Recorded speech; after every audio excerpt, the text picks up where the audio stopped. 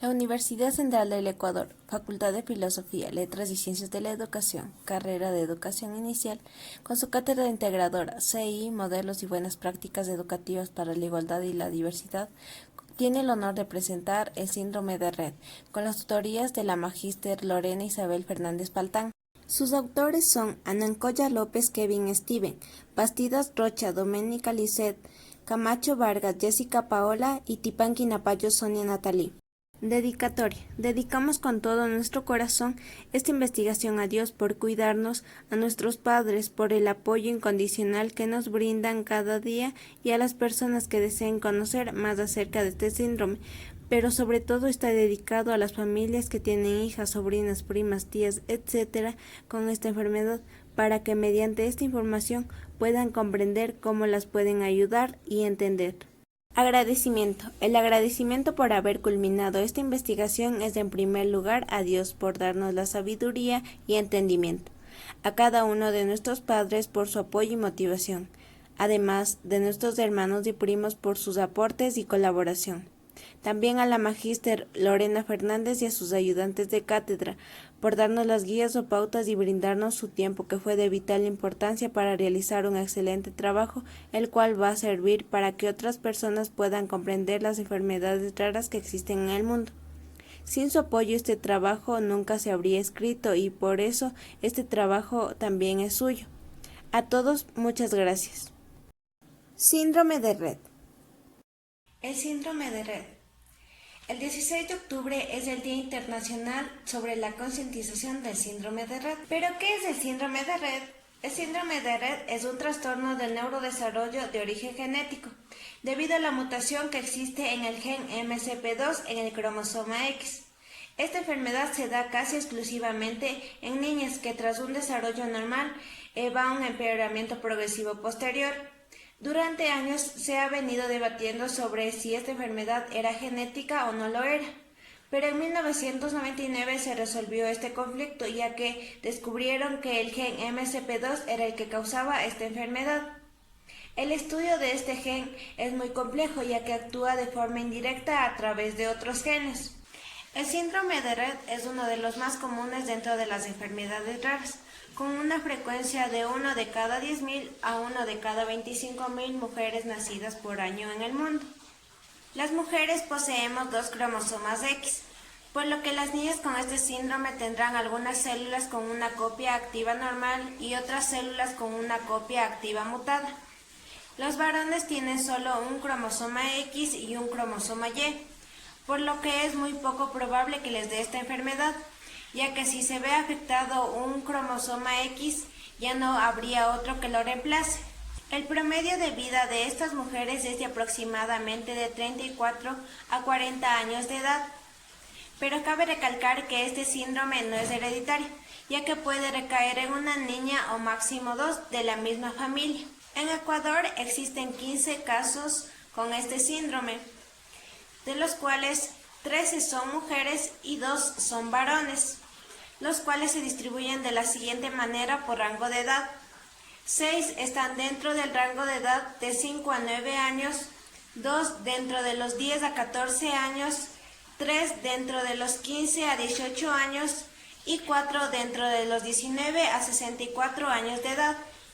A menudo se suele diagnosticar erróneamente este síndrome como autismo, parálisis cerebral o retraso inespecífico del desarrollo. En el pasado, llegar a diagnosticar este síndrome suponía una larga lista de análisis y procedimientos para descartar otros trastornos, además de que necesitaban meses o años para confirmar el diagnóstico, ya que aparecían nuevos síntomas. En la actualidad disponemos de un análisis sencillo de sangre para confirmar el diagnóstico. De todas maneras, dado que en distintas mutaciones del gen MSP2 existen en otras enfermedades, la presencia de la mutación del gen MSP2 de forma aislada no es suficiente para afirmar el diagnóstico del síndrome de Rett. El diagnóstico requiere del cumplimiento de criterios, como es diagnóstico clínico basado en signos y síntomas, reforzado de la presencia de la mutación, diagnóstico molecular, que es del ADN. El gen que está mutado con más frecuencia es el MSP2, que se encuentra situado al final del cromosoma X. Cuando se escribe con E mayúscula y con cursiva es el gen normal, mientras que si es la E minúscula y sin cursiva es el gen mutado. El síndrome de Rett fue descrito por primera vez por el neurólogo alemán Andreas Rett en 1966, quien estudió el caso de 21 niñas que tras un periodo de desarrollo normal comenzaban a manifestar una regresión mental de sus funciones que ya previamente habían sido adquiridas. Estos casos fueron publicados en 1977 en un artículo, tras el cual se reportaron nuevos casos en Japón, Inglaterra, Suecia, Portugal y Francia. En 1981, Ben Hamblin describió una serie de 35 casos en el Manchester Meeting of Child Neurology, donde propone nominar a esta enfermedad como Rett, la cual fue aceptada en 1983. Además, debemos resaltar el principal hallazgo de la genética sobre la mutación del gen MSP2 que fue descubierta en 1999 por la doctora Amir y sus colegas. Las características que presentan estas niñas en el área física son las siguientes: la debilidad muscular, el estreñimiento, los movimientos anormales de las manos y pies pequeños, el babeo y salivación excesiva. También presentan rasgos autistas, el agarrarse el pelo o la ropa, el bruxismo, el ritmo cardíaco irregular, la escoliosis, que es la curvatura anormal de la columna en forma de S, los problemas de masticación y deglución, la baja sensibilidad al dolor. También presentan retraso en el crecimiento, la pérdida de la visión debido a la alteración en la retina. En el área cognitiva tenemos la incapacidad para hablar y comprender las palabras, la lentitud para realizar actividades, su desarrollo tardío, la comunicación visual, la pérdida de habilidades adquiridas, los patrones de respiración anormales, ya que en ella en ocasiones puede tragarse el aire o también respirar demasiado rápido. También tienen problemas de coordinación. En el área socioafectiva, ellas suelen irritarse con facilidad, tienen miradas frías, fijas e intensas.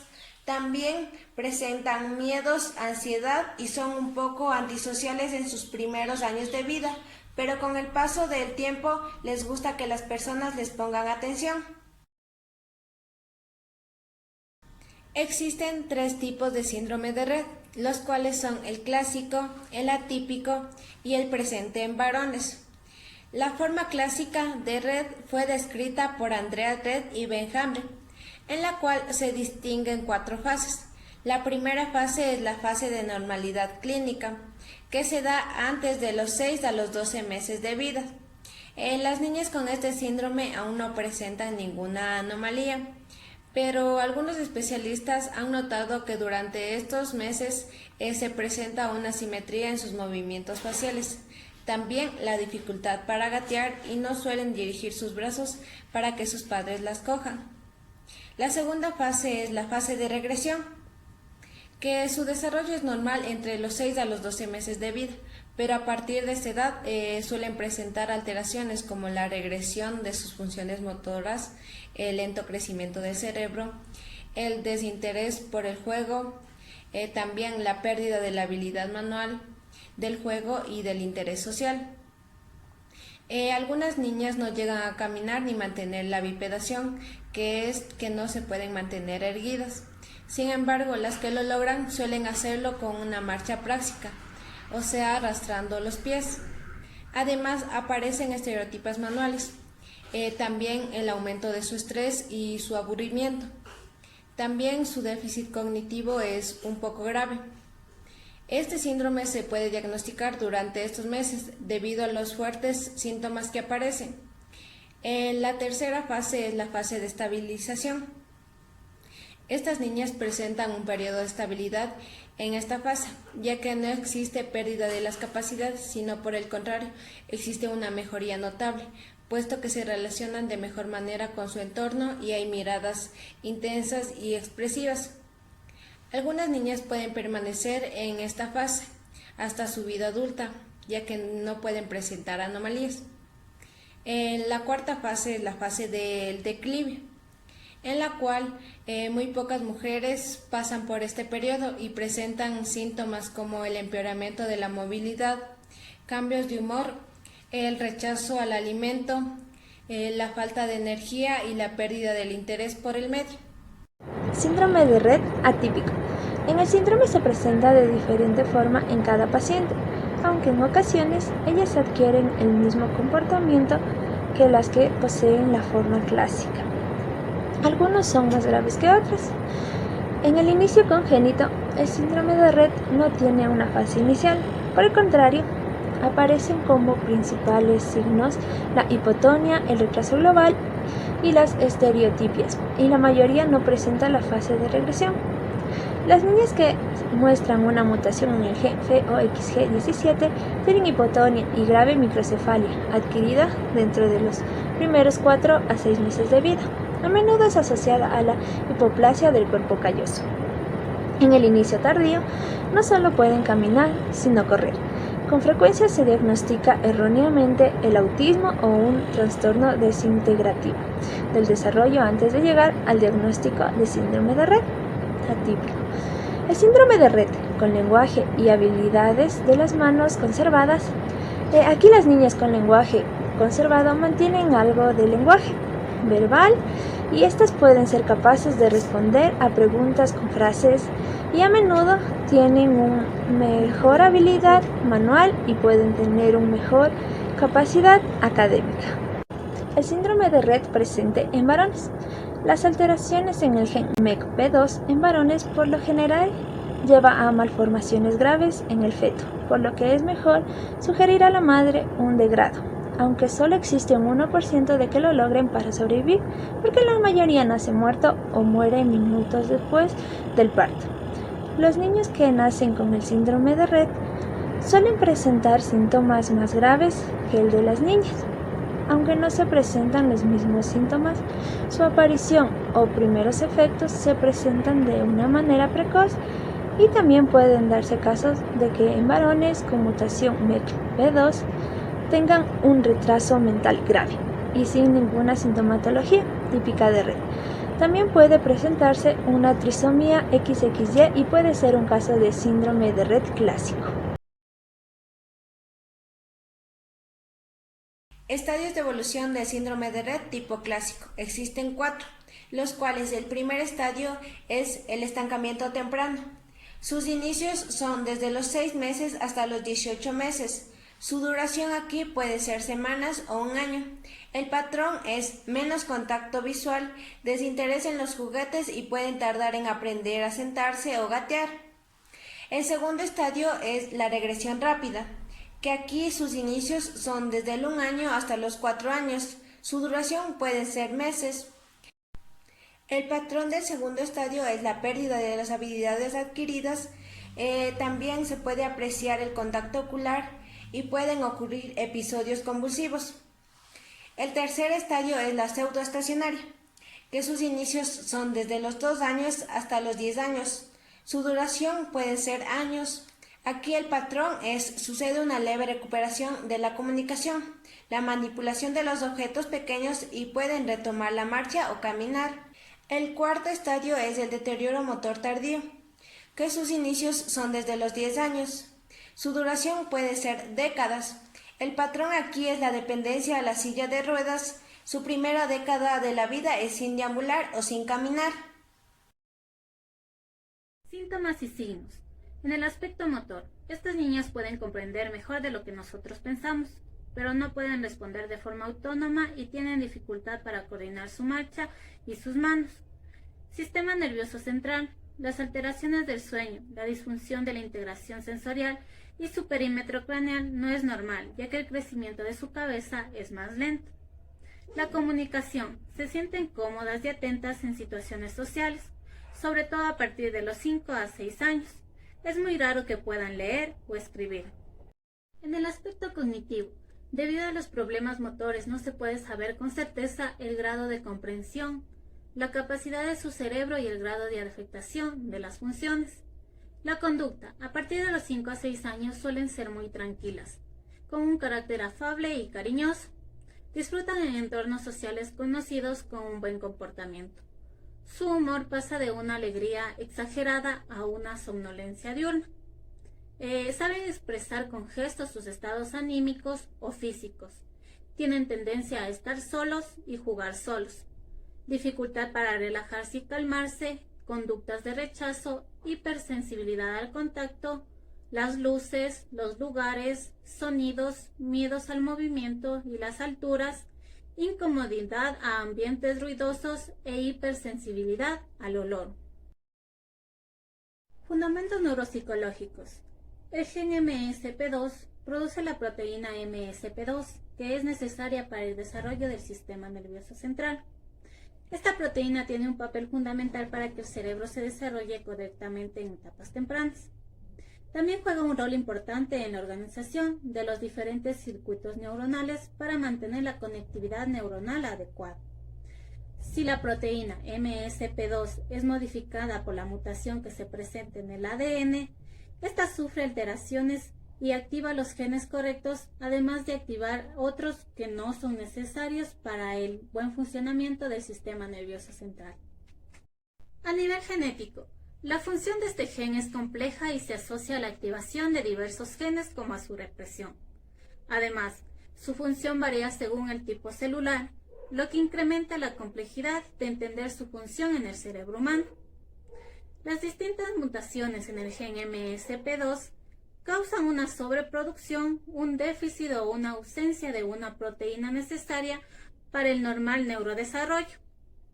Cuando tiene lugar una alteración en la cantidad o tipo de proteína necesaria, se ven afectadas ciertas regiones del cerebro, las cuales son responsables de las funciones cognitivas, sensoriales, emocionales, motrices y autónomas. El desarrollo parece normal en la etapa del lactante, hasta el momento en el que la maduración normal del cerebro se ve alterada. La niña parece desarrollarse de forma normal durante los primeros meses de vida, porque las actividades en este periodo no requieren la participación de estos factores de una manera sustancial, a diferencia de lo que ocurre más tarde en el desarrollo. Se cree que el tipo de mutación y el número de células afectadas determinan el punto en el que el neurodesarrollo normal se interrumpirá. El cerebro y el sistema nervioso central. Al cerebro de las niñas afectadas con el síndrome de Rett llegan datos alterados, los cuales no ayudan a ordenar las ideas y ejecutarlas correctamente, lo que provoca alteraciones en el desarrollo y el aprendizaje, además de presentar dificultades para integrar, ordenar y elegir entre las sensaciones, causando un problema en su desarrollo motor.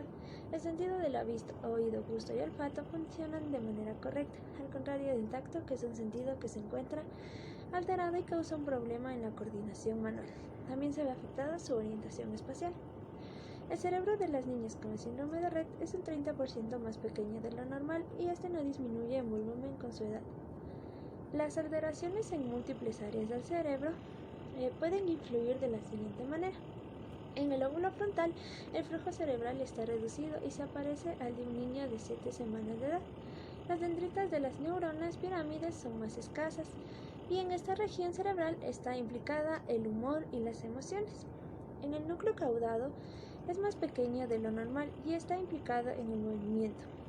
En el lóbulo temporal, el sistema límbico está implicado en la memoria y el aprendizaje, las emociones y el comportamiento. En el cerebelo, con la edad aparece cierta atrofia cerebelosa inespecífica. Aquí el cerebelo interviene en el equilibrio y el control fino del movimiento y la memoria motriz. El sistema nervioso o hipocampo, hay una disminución del tamaño neuronal y un aumento de la densidad de agrupamiento. Es necesaria para procesar la información. En el troncoencéfalo hay evidencia de una inmadurez química y funcional que afecta al sistema nervioso autónomo, alterando el sueño, la salivación, la respiración, el ritmo cardíaco, la deglución y la movilidad intestinal, la circulación sanguínea en las manos y pies y la sensibilidad al dolor. En el sistema olfativo, este sistema normalmente sigue madurando toda su vida, aunque no se ha identificado un retraso en la maduración neuronal del epitelio del receptor olfativo. Para comprender el síndrome de Rett es necesario comprender el sistema nervioso, ya que es el centro que regula la información y mensajes del cuerpo. En el síndrome de Rett, estas funciones están reguladas de forma anormal o irregular, como es en la respiración, el sueño, la salivación, el ritmo cardíaco, la deglución y la movilidad intestinal. Las neuronas. Las neuronas en el principio crecen con normalidad, pero a la final dejan de funcionar correctamente, por lo que existe un desequilibrio de la formación de la sinapsis, donde como un resultado algunos síntomas cognitivos que presentan las niñas en este síndrome. El umbral del dolor es más elevado debido a que las conexiones neuronales sufren alteraciones. Esto provoca que el llanto o dolor aparezca tiempo después de haberse producido dicho dolor. Cabe recalcar que las niñas que suelen soportar de mejor manera los dolores externos que los internos. En el síndrome de Rett hay evidencia de que algunas neuronas en muchas áreas cerebrales no maduran completamente, como una deficiencia de proteínas asociadas con la maduración del citoesqueleto. Hay un número reducido de ramas dendríticas y los lugares para el contacto sináptico son más escasos. Las neuronas son pequeñas y presentan reacciones neuroquímicas celulares anormales. Esta población de neuronas inmaduras constituye un cerebro pequeño con un profundo déficit funcional que refleja una inmadurez neuronal. En la sustancia negra se muestra una reducción de la neuromelanina en neuronas seleccionadas. Aquí interviene en la regulación del movimiento y en el sistema de neurotransmisores. Muchos de estos sistemas de neurotransmisores se muestran alterados respecto a la normalidad. Entre ellas tenemos la dopamina, que es necesaria en algunas áreas del cerebro y se encarga del movimiento, el pensamiento crítico. La acetilcolina es necesaria para la memoria, el conocimiento y el control del movimiento. El glutálamo, necesario para la plasticidad cerebral. La sustancia P es necesaria para el reconocimiento del dolor y la regulación de la función del tronco encéfalo. Y la serotonina, que es esencial para el desarrollo cerebral temprano. Las sugerencias pedagógicas en el ámbito educativo. Explicar las actividades que se van a realizar. Escoger actividades motivadoras de acuerdo a su edad. Entender que todos los seres humanos somos diferentes y únicos. Utilizar una secuencia fija en actividades cotidianas como ir al baño o alimentarse. Proporcionar tiempo suficiente y oportunidades para nuevas experiencias. Repetir las actividades pero sin exceso. Adaptar recursos, materiales, metodologías, espacios y equipos educativos. Proporcionar la mayor estimulación posible en un contexto que no sea restrictivo, teniendo en cuenta las particularidades individuales. Mantener una relación cercana y amable con el niño, niña o adolescente. Las sugerencias pedagógicas en el ámbito familiar. Leer libros, cuentos e historias. Poner música relajante para que la escuchen y se sientan cómodos. Decir y hacer sentir que los quieren. Entender su lenguaje no verbal mediante sus ojos. Tener suficiente paciencia y tolerancia con su desarrollo. Ayudar a ser sociables y estimular su lenguaje. La princesa Rett. En la provincia de Esmeraldas vivían José y su esposa Maritza. Ellos iban a tener una niña hermosa y estaban felices por su llegada. Y toda su comunidad cantaba y bailaba a la madrugada.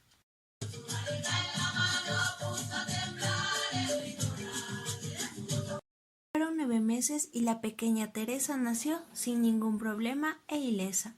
Sus padres están muy felices y cada día su madre la besa en su cabeza. Pasó un año del nacimiento de Teresa y cambios en ella se notó, porque no gateó ni gesto alguno realizó, e incluso por su muñeco el interés perdió. Entonces se preocuparon y empezaron a buscar a los mejores doctores que la comunidad les podía brindar, pero ninguno sabía cómo actuar, hasta que de pronto un día en aquel lugar, un doctor llamado Andreas Rett aparece y la termina de examinar. Entonces el doctor les comunica. La pequeña padece un síndrome llamado Rett. No puede ser, ¿por qué a mi pequeña Teresa? Entonces la madre se preocuparía y a investigar empezaría, todo a cambio de encontrar el antídoto que a su pequeña sanaría. Teresa cumplió 3 años y todo empeoraría. su cabeza empequeñecería, su respiración fallaría, los movimientos de sus manos y sus gritos asustarían, problemas con su coordinación tendría e incluso el interés por sus cosas y comunicación perdería. José estaba triste. No sé qué hacer por mi hija. Entonces Maritza Voy a investigar para ver de qué se trata esta enfermedad. hasta que otra niña con el mismo síndrome en Ecuador encontró, y muy alegre Maritza se quedó. Maritza, muy feliz y contenta, visitaba a los padres de esta niña y su padre le comentaba que para este síndrome todavía la cura no se encontraba. Sin embargo, pastillas a diario ya tomaba para así combatir alguna que otra dolencia que le afectaba. Al saber esto, pidieron otra opinión médica y le sugirieron que la llevaran a una escuela para que no se sintiera sola y de esta manera superara esta secuela. En esa escuela, muy contenta, ella podía nadar, caballos montar, música escuchar, recibir muchas terapias que la podrían ayudar y así su vida mejorar.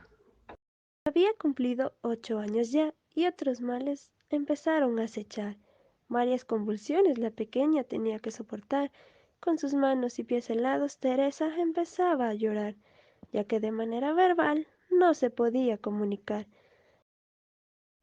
Pero a Teresa no le importaba, porque ella se sentía feliz y amaba sonreír cada vez que su amiga bailaba y a su alrededor jugaba. La pequeña Teresa con este síndrome vivió toda su vida, pero a pesar de los problemas jamás se dio por vencida y fue muy consentida por sus padres y amigos que le brindaban su amor y acogida. Autores: Anancoya López, Kevin Steven, Bastidas Rocha, Doménica Lisset, Camacho Vargas, Jessica Paola y Tipan Quinapayo, Sonia Natalie.